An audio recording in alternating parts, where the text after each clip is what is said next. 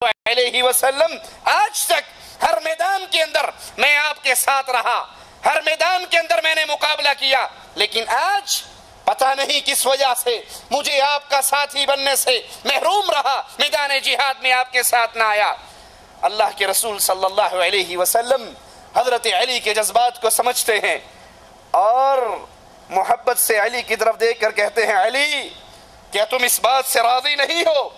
کیا تم اس بات سے خوش نہیں ہو کہ میرا تمہارے ساتھ وہی تعلق ہے جو موسیٰ کو ہارون کے ساتھ تھا، جو موسیٰ علیہ السلام کو ہارون کے ساتھ تعلق تھا، وہی میرا تعلق تمہارے ساتھ ہے، لیکن میرے بعد نبی کوئی نہیں اور موسیٰ کے بعد ہارون بھی نبی تھے۔ سیدنا علی رسول کریم صلی اللہ علیہ وسلم کی یہ بات سن کر خوش ہو جاتے ہیں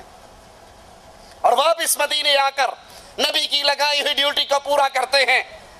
یہ تبوک کا سفر ہے، اللہ کے رسول صلی اللہ علیہ وسلم واپس آ رہے اور واپس آ کر سیدنا خالد بن ولید رضی اللہ عنہ وارضاہ کو یمن کی طرف روانہ کرتے ہیں کہ قبیلے کو اسلام کی دعوت دے۔ سیدنا خالد وہاں پر پہنچتے ہیں لیکن یہ قبیلہ اسلام لانے کے لیے تیار نہیں ہوتا، واپس لوٹ آتے ہیں۔ رسول کریم صلی اللہ علیہ وسلم سیدنا علی کو روانہ کرتے ہیں اور قبیلہ ہمدان کی طرف ایک خط بھی ان کے ہاتھ میں دیتے ہیں۔ سیدنا علی رضی اللہ عنہ وارضاہ اس خط کو لے کر،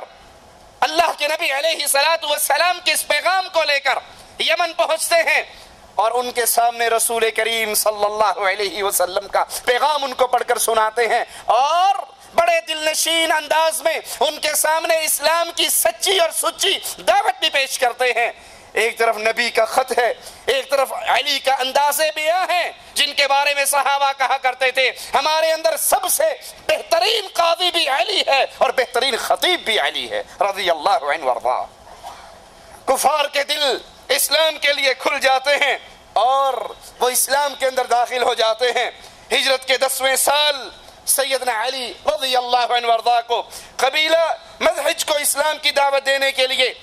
یمن کی طرف روانہ کیا گیا۔ 300 سوار سیدنا علی کے ساتھ ہیں، وہ اس قبیلے میں پہنچتے ہیں، ان کو اسلام کا پیغام دیتے ہیں، لیکن یہ قبیلہ، یہ اہل یمن لڑنے اور مرنے کے لیے تیار ہو جاتے ہیں۔ سیدنا علی کے ساتھ صرف 300 ہیں۔ آپ بھی اپنی صفوں کو سیدھا کر لیتے ہیں، اگرچہ تعداد تھوڑی ہے لیکن یہ نبی کریم صلی اللہ علیہ وسلم کے صحابہ، یہ آپ کے ساتھی، یہ آپ کے تربیت یافتہ جن کی نظریں تعداد پر نہیں ہوا کرتی، اللہ کی مدد پر ہوا کرتی۔ زبردست جنگ ہوتی ہے اور وہ کفار شکست کھاتے ہیں۔ ان کے قبیلے کا سردار سیدنا علی کے پاس آتا ہے اور آ کر مسلمان ہوتا ہے اور قبیلے کے کچھ اور لوگ بھی مسلمان ہوتے ہیں۔ رسول کریم صلی اللہ علیہ وسلم سیدنا علی کو 3 ماہ کے لیے اسی علاقے میں قاضی مقرر کرتے ہیں اور سیدنا علی یہاں پر رہ کر اپنے قول سے، اپنے فعل سے ان لوگوں کو اسلام کی دعوت دیتے ہیں۔ اسی سال سیدنا علی رسول کریم صلی اللہ علیہ وسلم کے ساتھ حج کرنے کی سعادت مندی بھی پاتے ہیں اور اللہ کے رسول صلی اللہ علیہ وسلم سیدنا علی کو قربانی کے اونٹوں کا گوشت تقسیم کرنے کی ذمہ داری دیتے ہیں اور یہ رسول کریم صلی اللہ علیہ وسلم کا پہلا اور آخری حج ہے۔ یہ حجۃ الوداع ہے۔ اس سے واپسی پر آقا علیہ السلام بیمار ہوئے اور ہجرت کے 11ویں سال اس دنیا سے رخصت ہو گئے۔ سیدنا علی نے دوسرے صحابہ کے ساتھ مل کر آپ کو غسل دیا اور پھر اسامہ بن زید، عبد الرحمن بن عوف اور فضل بن عباس کے ساتھ مل کر رسول کریم صلی اللہ علیہ وسلم کو قبر میں اتارا۔ نبی کی وفات کے بعد مسلمان ابو بکر صدیق رضی اللہ عنہ وارضاہ کے ہاتھ پر اکٹھے ہو جاتے ہیں، بیعت کر لیتے ہیں، ان کو اپنا خلیفہ چن لیتے ہیں اور ابو بکر سیدنا علی سے بڑی محبت کرتے ہیں، خلافت کے معاملات میں ان سے مشورے کرتے ہیں۔ اسی لیے جب سیدنا علی سے سوال ہوا تھا ان کی خلافت پر بیٹھنے کے بعد کہ ابو بکر و عمر و عثمان کے دور میں اتنے فتنے نہیں تھے جتنے آپ کے دور میں ہیں، اس کی کیا وجہ ہے؟ تو آپ نے کہا تھا ابو بکر عمر عثمان کا مشیر میں تھا، ان کو مشورے میں دیا کرتا تھا، مجھے مشورے تم دیتے ہو، میرے مشیر تم ہو۔ ان کا مشیر میں تھا سیدنا ابو بکر اپنے خلافت کے معاملات میں سیدنا علی سے مشورہ لیتے، اور رسول کریم صلی اللہ علیہ وسلم کی وفات کے 6 ماہ بعد فاطمہ رضی اللہ تعالی عنہا بھی فوت ہو جاتی ہیں۔ سیدنا علی کے لیے یہ دوسرا بڑا صدمہ، آقا علیہ الصلوۃ والسلام کی وفات اور پھر آپ کی لخت جگر کی وفات۔ ابو بکر صدیق رضی اللہ عنہ وارضاہ کو اپنی خلافت کی ابتدا میں جن بڑے مسائل کا سامنا رہا، ان میں سے ایک مسئلہ زکوٰۃ کا انکار کرنے والوں کا گروہ، اور دوسرا مسئلہ وہ عرب قبائل جو نئے نئے مسلمان ہوئے تھے اور نبی کی وفات کے بعد دین اسلام سے پھر گئے، ان کے خلاف جب جنگ ہوئی تو سیدنا علی رضی اللہ عنہ وارضاہ ابو بکر صدیق کے ساتھ بھرپور اس جنگ میں آپ کی مدد کرتے رہے۔ سیدنا عمر رضی اللہ عنہ وارضاہ 10.5 سال خلافت کا یہ دور انہوں نے مشوروں کے لیے کمیٹی مقرر کی، اور سیدنا علی سیدنا عمر کی اس کمیٹی کے رکن رہے۔ صحابہ اور اہل بیت کے درمیان اختلافات کی جھوٹی خبریں نشر کرنے والوں، اگر علی ابو بکر و عمر سے اختلاف کرتے، ان کا آپس کے اندر دشمنی ہوتی، محبتیں نہ ہوتی، تو یہ ابو بکر کو مشورے کیوں دیتے؟ یہ عمر کی شورا کے رکن کیوں بنتے؟ اگر ابو بکر و عمر نے ان کی خلافت کو چھینا ہوتا تو یہ غاصب اور ظالم کی مجلس کے رکن نہ بنتے۔ یہ تو ان سے محبت کرنے والے، یہ ان کو مشورے دینے والے۔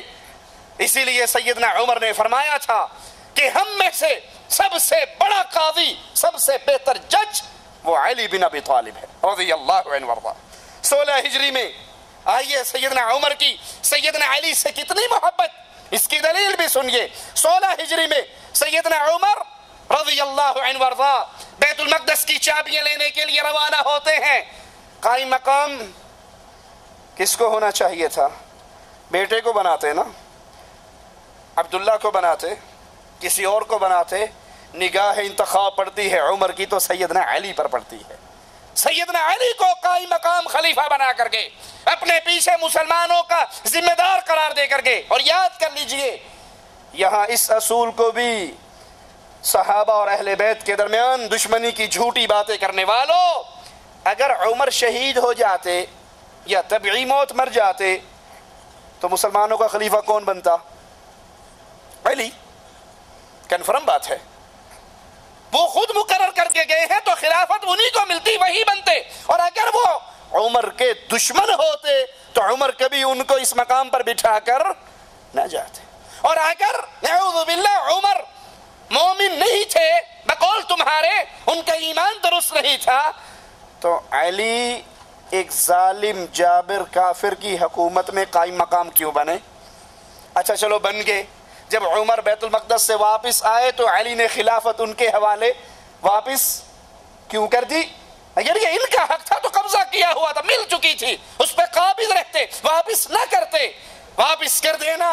دلیل ہے کہ علی جانتے تھے کہ یہ خلیفہ برحق ہے، ان کی ان سے کوئی دشمنی، لڑائی اور جنگ نہیں تھی۔ سیدنا عمر کے دور میں جب ایرانیوں سے مقابلہ ہوا، ان کا لشکر مسلمانوں کی طرف بڑھا، مسلمان لشکر کفار کی طرف بڑھا، تو سیدنا عمر رضی اللہ عنہ وارضاہ نے خود اس لشکر کی کمان سنبھال کر مقابلے کے لیے جانا چاہا، تو سب سے پہلے اعتراض سیدنا علی نے کیا رضی اللہ عنہ وارضاہ، اور انہیں منع کیا کہ آپ نہ جائیے، اپنی جگہ پر کسی اور کو بھیجیے، اور عمر علی کا مشورہ مان کر اس لشکر کی سالاری کو لے کر نہیں نکلے بلکہ کسی اور کو مقرر کر کے بھیجا۔ سیدنا عمر رضی اللہ عنہ وارضاہ جب قاتلانہ حملے میں شدید زخمی ہو گئے اور بچنے کی امید نہ رہی تو انہوں نے مسلمانوں کو خلافت کے لیے 6 نام پیش کیے۔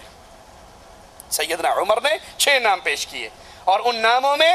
سیدنا عثمان، سیدنا علی، سیدنا سعد بن ابی وقاص، سیدنا عبد الرحمن بن عوف، سیدنا زبیر بن عوام اور سیدنا طلحہ بن عبید اللہ، یہ 6 نام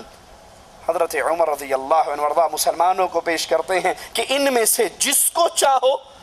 تم اپنا خلیفہ مقرر کر لو۔ یہ 10 مبشرہ میں سے باقی لوگ جن کے لیے اہل جنت ہونے کی